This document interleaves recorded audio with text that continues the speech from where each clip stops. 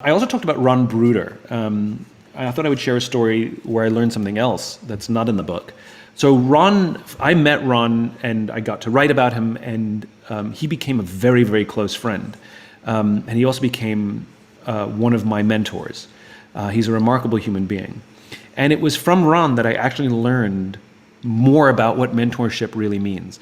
I get emails from people that say, will you be my mentor? And the answer is no, I won't.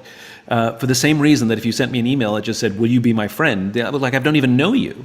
Like, we can't do that. We can't go up to strangers and say, will you be my friend? It's a little weird, right? And this is what I started to learn about mentorship. It's exactly the same as friendship. I didn't ask Ron to be my mentor. Like a friend, it evolved.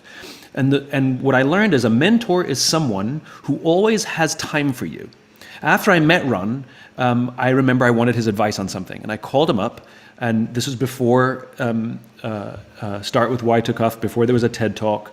And there was no Start With Why because I was still interviewing Ron. And I remember calling him up, and I wanted his advice, and he took my call. He's a very successful guy, and he took my call. And he gave me earnest advice. And I remember some weeks later, I called him again, and he took my call again. He kept making time for me. And eventually what happened is a friendship evolved.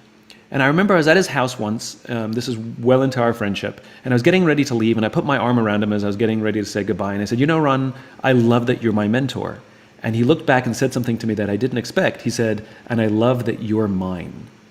Now, this is when I realized that mentor relationships aren't mentor-mentee. It's not just teacher-student, but it's rather mentor-mentor. That sometimes I didn't realize that though I was coming to him for advice, that he was learning from me too, just like friendship. Sometimes we're the givers in our friendships. Sometimes we're the receivers in our friendships. It's this beautiful thing. So mentor relationships are not like champions. You have someone at your company who's your champion. You expect them to put your name forward for a promotion. Mentors don't get involved in your career. They're just there and they believe in you. So thanks to Ron Bruder, I learned a lot more about what mentorship means, and it's really much more like a loving friendship.